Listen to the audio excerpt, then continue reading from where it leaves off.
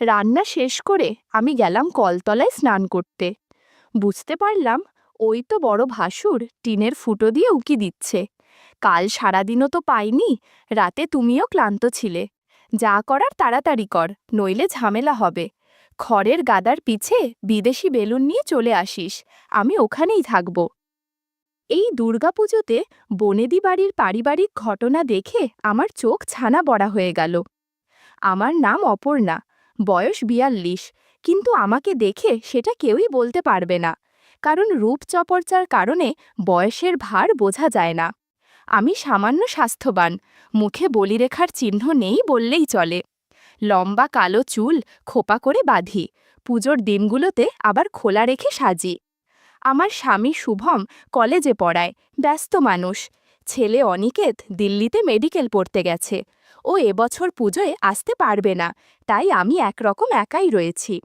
আমাদের দক্ষিণ কলকাতার বনেদি বাড়ির দুর্গাপুজো মানে আলাদা ঐতিহ্য। চারচালা মন্দির, শোলার সাজ, ধুনুচির ধোঁয়া, ঢাকের বাজনা সব মিলিয়ে এলাহি আয়োজন।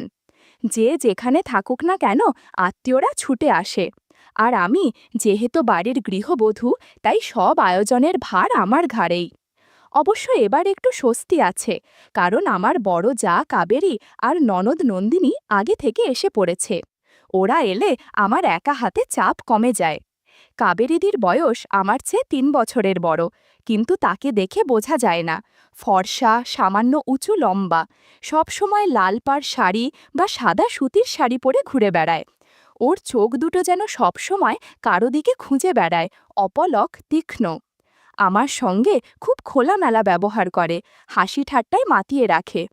তবে আমি মাঝে মাঝে লক্ষ্য করেছি, পুজোর ভিড়ে অনেক সময় সে চুপচাপ গা ঢাকা দিয়ে থাকে। তখন মনে হয় ভেতরে লুকোনো অনেক কিছু আছে। নন্দিনী হল শুভমের বোন, বয়স ৩৮। গায়ের রং একটু শ্যামলা হলেও মুখটা খুব ঝলমলে, একদম প্রাণখোলা হাসি, গলায় সোনার হার সবসময় ঝমঝম করে বাজে। তার স্বামী সুব্রত একেবারেই ভিন্ন মেজাজের মানুষ, গম্ভীর কিন্তু গল্প করতে ভালোবাসেন। নন্দিনীকে দেখে আমার মনে হয় তার ভেতরে যেন সবসময় একরকম অস্থিরতা কাজ করে। মাঝে মাঝে মনে হয় নিজের বাদেও কারো সাথে ঘনিষ্ঠ সম্পর্ক আছে। এদিকে আছে কাবেরীদির ছেলে প্রীতম, বয়স ২০, লম্বা ফর্সা, একেবারে কলেজ বয়। ওকে দেখলে কারো মনে হবে না সে এখনও মা বাবার সংসারে থাকে। চোখে মুখে এক অদ্ভুত জেদি আকর্ষণ। আমি যতটা দূর থেকে বুঝি, ওর সাথে দিদির সম্পর্কটা শুধু মা ছেলের মতো সহজ নয়। তবে এই কথাটা আমি আমার মনের ভেতরেই আটকে রাখি, কাউকে বলার মতো সাহস পাই না। পুজোর আবহ শুরু হয়ে গেছে, বাড়ি ভর্তি আত্মীয় স্বজন।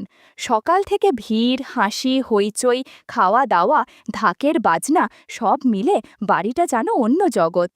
তবে এত লোকের ভিড়ের মধ্যেও আমি লক্ষ্য করি সবার চোখ কখনো না কখনো আমার দিকেই ঘুরে যায়। হয়তো আমার সাজ, হয়তো আমার হাঁটার ভঙ্গি অন্যরা ভালোভাবে লক্ষ্য করছে, বিশেষ করে যখন কাজের সময় আঁচল গুজে বাড়ির কাজ করি তখন। কিন্তু আমার গল্পটা স্রেফ সাজগোজের নয়।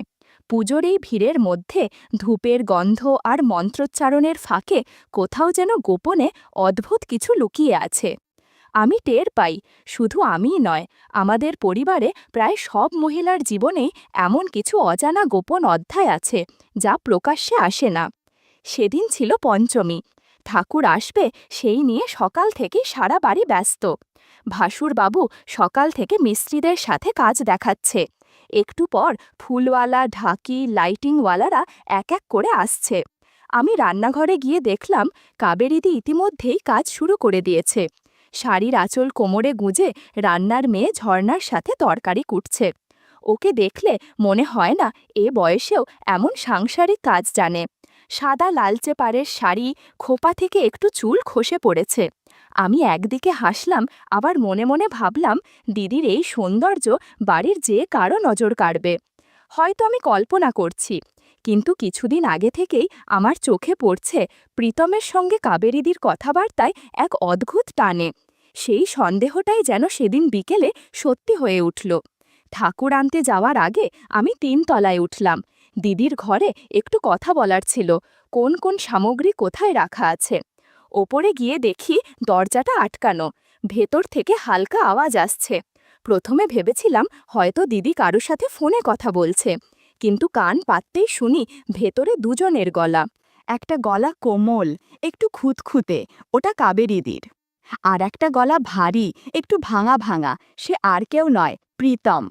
কাবেরীদি বলছে, এই বাবু, না না, এখন এভাবে নয়, বাড়ি ভর্তি লোক, কেউ যদি শুনে ফেলে। প্রীতম চাপা গলায় হাসছে, আরে মা, একটুখানি, কাল সারাদিনও তো পাইনি, রাতে তুমিও ক্লান্ত ছিলে।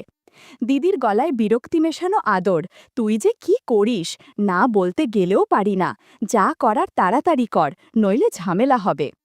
বন্ধুরা, ইউটিউবের কড়া নিয়মের কারণে এসব ঘটনা সরাসরি বলা যাচ্ছে না। তোমরা কমেন্টে দেয়া লিংক থেকে আমার ওয়েবসাইট ভিজিট করো, সেখানে একদম মনের মতো গল্প দেয়া আছে, যেগুলো ইউটিউবে পাওয়া যায় না। আমার কানে যেন বাজ পড়ল। ভেতরে দাঁড়িয়ে থাকা মানুষটা বড়া হয়ে গেল। এতদিন ধরে যা কেবল আন্দাজ করছিলাম, আজ হঠাৎ সেই সত্য আমার সামনে খোলাসা হয়ে দাঁড়িয়ে পড়ল। কিছুক্ষণের জন্য আমি ভেতরে ঢুকে চিৎকার করতে চেয়েছিলাম, কিন্তু পুজোর বাড়ি, লোক ভর্তি, এরকম করলে কেলেঙ্কারি হবে, যে কারো মুখ দেখানো যাবে না। আমি সিঁড়ি বেয়ে নেমে এলাম, বুকের ভেতর ধূপধাপ করছে। কারণ আমাকে দেখে হেসে বলল, কি রে অপর্ণা, এত চুপচাপ কেন? পুজোর বাড়ি, অথচ তোকে খুব অস্থির লাগছে। আমি মুখে হাসি ফুটিয়ে বললাম, না কিছু না, এত কাজ, তাই গরমে মাথা ধরেছে। কিন্তু নন্দিনীর চোখ দুটো যেন আমাকে ভেদ করে দেখছিল। ওর হাসিতে এমন কিছু লুকোনো ইঙ্গিত ছিল, যেটা বুঝতে আমার বেশি সময় লাগেনি। মনে হলো শুধু কাবেরীদি নয়, নন্দিনীরও ভেতরে অন্য কোনো কাহিনী চাপা পড়ে আছে। পঞ্চমীর রাতটায় যেন আমি একেবারেই শান্তি পেলাম না। প্যান্ডেলে ঠাকুর বসেছে, আলো জ্বলে উঠেছে, ঢাকের বাজনা কানে ঢুকছে, অথচ আমার বুকের ভেতর ধপাধপ করছে। মাথায় বারবার বাজছে কাবেরীদি আর প্রীতমের গলা। এমনটা কিভাবে সম্ভব? দিনের বেলায় সবার সামনে পরিপূর্ণ ভদ্রমহিলা, গৃহস্থ বাড়ির কর্ত্রী, অথচ দরজা বন্ধ করলেই একেবারে অন্য মানুষ। সকালে ঘুম ভাঙতেই দেখি বারান্দায় দাঁড়িয়ে কাবেরীদি কফি খাচ্ছে। হাওয়ায় ওর চুল এলোমেলো, সাদা কটন শাড়ি আর টাইট ব্লাউজ পরেছে, যেটার হুক নড়বড়ে হয়ে আছে। আমি সাহস করে এগিয়ে গেলাম, বললাম, দিদি, এত সকালে দাঁড়িয়ে কি ভাবছ? কাবেরীদি মুচকি হেসে বলল, ভাবছি পুজোর দিনগুলো কেমন যেন অন্য রকম। বাইরে সবাই আনন্দে, ভেতরে যেন কেউ কেউ খুঁজে বেড়ায় নিজের মতো করে বাঁচার জায়গা। ওর চোখ দুটোতে তখন এক অদ্ভুত ঝিলিক, মনে হচ্ছিল যেন আমাকে ইশারা করে বলছে, তুই তো কাল শুনেছিস। আমি ঘাড় নামিয়ে বললাম, হ্যাঁ ঠিকই বলছো, বাইরে যা দেখি ভেতরে সবসময় সেটা থাকে না। কাবেরীদি হঠাৎ আমার হাত ছুঁয়ে দিল, বলল, অপর্ণা, তোকে একদিন কিছু বলবো, তবে এখন না। আমি চুপ করে গেলাম, কিন্তু বুকের ভেতর অস্থিরতা বেড়ে গেল। ওদিকে নন্দিনী তখন উঠোনে বসে পাঁপড় ভাজছে। ওর হাসি আর খুনসুটি দেখে কারও বোঝার উপায় নেই যে ভেতরে কি চলছে। আমি লক্ষ্য করলাম সুব্রতর সাথে কথায় কথায় ও বারবার চোখ নামিয়ে ফেলছে, যেন কোনো না বলা কথা আছে। দুপুরে ভাসুরবাবুর সাথে আমার দেখা হলো। আমার মনে হচ্ছিল তিনি সব জানেন। কাবেরীদি আর প্রীতমের গোপন সম্পর্কটা হয়তো তার চোখ এড়িয়ে যায়নি, অথচ চুপ করে আছেন, বনেদি বাড়ির সম্মান রক্ষা করছেন। সন্ধেবেলায় আমি আবার ৩ তলায় উঠলাম। ইচ্ছে করছিল কাবেরীদির সাথে একেবারে খোলাখুলি কথা বলতে। দরজায় দাঁড়াতেই দেখি দিদি আয়নার সামনে বসে সেজে উঠছে। পরনে রক্তলাল শাড়ি, গলায় সোনার মালা, ঠোঁটে টকটকে লিপস্টিক। ওকে দেখে আমার চোখ আটকে গেল। আমি ধীরে বললাম, দিদি, তোমাকে একটা কথা জিজ্ঞেস করব? কাবেরীদি আয়না থেকে চোখ না সরিয়েই হেসে বলল, জিজ্ঞেস কর। আমি কাপা গলায় বললাম, তুমু আর প্রীতম, মানে তোমাদের মধ্যে যা চলছে, সেটা কি ঠিক? ও হঠাৎ থেমে গেল, তারপর আমার দিকে ঘুরে তাকালো। চোখ দুটোতে একেবারে শীতল অথচ টান টান দৃষ্টি। বলল, অপর্ণা, সব কিছুই কি ঠিক ভুল দিয়ে মাপা যায়? কখনো কখনো যা হয় তা হয়েই যায়। তুই যদি আমার জায়গায় থাকতিস বুঝতে পারতিস। আমার বুক কেঁপে উঠল। আমি একটুও প্রত্যাশা করিনি যে দিদি এত সহজে স্বীকার করবে। ঠিক তখনই নিচ থেকে নন্দিনীর ডাক এলো, অপর্ণা, কোথায় গেলি, আর কতক্ষণ লাগবে? আমি তড়িঘড়ি করে বললাম, আসছি রে। আঁচলটা কোমরে গুজে নেমে গেলাম নিচে।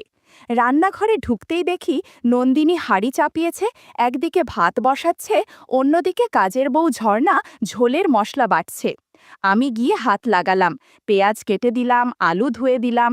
ভ্যাপসা গরমে ঘাম ঝরছিল, চুলগুলো গালের পাশে এসে পড়েছিল।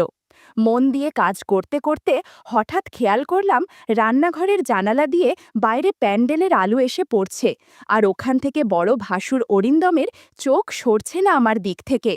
মাঝে মাঝে মনে হচ্ছিল যেন শুধু আমার সৌন্দর্য আর চালচলন তাকে বিমোহিত করেছে। আমি ঝুঁকে হাঁড়ি ভাত দেখছিলাম, তখনও আমার দিকে তাকিয়ে আছে। তার চোখে অনেক না বলা কথা ভেসে উঠছিল। আমার কেমন যেন অস্বস্তি হচ্ছিল, আবার ভালোও লাগছিল। এসব কিছু নন্দিনী টেরই পেল না। রান্না শেষ করে আমি গেলাম কলতলায় স্নান করতে। কলতলা বাড়ির পূর্ব দিকটায়, চারপাশে টিনের বেড়া দিয়ে আটকানো। ভেতরে ঢুকে কলের মুখটা চালু করলাম। বালতি ভরতে ভরতে চুল কেটে নিলাম। পুজোর মৌসুম বলে কথা, একটু পরিপাটি না হলে হয় নাকি? বন্ধুরা, তোমরা বুঝেছ তো কি বুঝিয়েছি? যাই হোক, বালতি ভরার পর কলের মুখ বন্ধ করতে যাব, হঠাৎ মনে হলো কারো দৃষ্টি যেন আমার মাঝে আটকে আছে। চমকে চারদিক দেখলাম, কিছুক্ষণের মধ্যেই খেয়াল করলাম টিনের বেড়ার এক ফোকরে কারো চোখ ঝিকমিক করছে। আমার বুক ধড়ফড় করতে লাগলো। বুঝতে পারলাম ওই তো বড় ভাসুর অরিন্দমদা দাঁড়িয়ে আছে বাইরে। তার মানে এতক্ষণ আমাকে দেখছিল। এক অদ্ভুত অনুভূতি ছড়িয়ে পড়ল মন জুড়ে। ভয় আর কেমন যেন এক অচেনা রোমাঞ্চ মিশে গেল একসাথে। আমি মুখে কিছু বললাম না, শুধু কলের তলায় দাঁড়িয়ে স্নান করতে লাগলাম, যেন না দেখার ভান করছিলাম। স্নান সেরে বের হওয়ার একটু আগেই বড় ভাসুর সরে গেল। আমি শাড়ি, ব্লাউজ, পেটিকোট ভালো করে ধুয়ে রোদে শুক্তো দিতে চলে গেলাম বাড়ির পেছনের মাঠে। মাঠের একপাশে গোয়ালঘর, আর ঘরের ঠিক পাশেই খড়ের গাদা।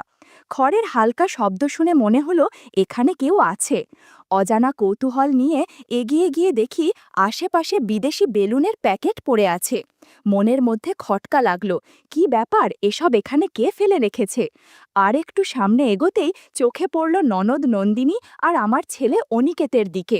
নন্দিনী অগোছালো হয়ে খড়ের গাদায় শুয়ে আছে, আর অনিকেত গামছা পরে পাশের বসে আছে। মনে হয় দুজন গল্প করছিল। ওদের হেসে খেলে কথোপকথন, ছোট ছোট ছন্দ, এমনভাবে চোখে চোখ মিলানো দেখে মনে হলো অনেক আগে থেকেই তাদের মধ্যে এরকম সম্পর্ক রয়েছে। নন্দিনী বলছে, কি করব বল, তোর মামা সুব্রত কিছুই বিদেশি বেলুন নিয়ে চলে আসিস, আমি অপেক্ষায় থাকব। আমি ওদের কথা শুনে হালকা লাজ, বিস্ময় আর এক অদ্ভুত উত্তেজনা অনুভব করলাম। বুকের ভেতর কেমন শিহরণ ছড়িয়ে পড়ছিল। কিছুক্ষণের মধ্যে নিজের ঘরে ফিরে এলাম। এই বনেদি বাড়িতে পুজোয় সবাই কাউকে না কাউকে নিয়ে ঠিক ব্যস্ত সময় পার করছে, আর আমার স্বামী এই পুজোতে ছুটিই পেল না। ঘূর্ণিঝড়ের মতো কেটে গেল ষষ্ঠীর দিনটা। সেদিন রাতে খাওয়া দাওয়া শেষ হয়ে গেলে অতিথিরা ধীরে ধীরে নিজেদের ঘরে চলে গেল। বাড়ির ভেতরটা তখন নিস্তব্ধ, শুধু দূরে কোথাও মৃদু ঢাক বাজছিল, বাতাসে ধুনোর গন্ধ লেগেছিল। আমি নিজের ঘরে ঢুকে দরজা বেঝালাম। টেবিল ল্যাম্পের হলদে আলোয় ঘরটা নরম আবেশে ভরে উঠল। সারাদিনের ব্যস্ততার পর পরনে হালকা ফুলের প্রিন্টের ম্যাক্সি, চুল খোলা, খালি পায়ে আমি খাটের ধারে বসেছিলাম।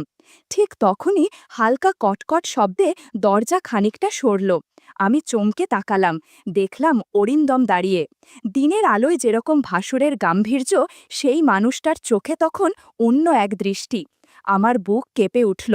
আমি নিচু স্বরে বললাম, আরে অরিন্দমদা, আপনি এখন? কিছু লাগবে নাকি? না মানে কিছু বলবে নাকি? অরিন্দম এগিয়ে এসে দরজা আটকিয়ে দিল। মৃদু স্বরে ফিসফিস করে বলল, আমি জানি তোমার বর এই পুজোতে আসতে পারবে না, আর স্বামী ছাড়া পুজোর আসল আনন্দ উপভোগ করা যায় না। তার চোখে যে আকুলতা, তাতে আমি আর কিছু বলতে পারলাম না। আমার নিঃশ্বাস কাঁপছিল। ল্যাম্পের আলোয় ওর ছায়া কাছে আসতেই ঘরটা আরও গুমোট হয়ে উঠল। অরিন্দম আমার কাছে এসে থেমে দাঁড়ালো। আমাদের চোখে চোখ আটকালো, কোনো শব্দ ছিল না।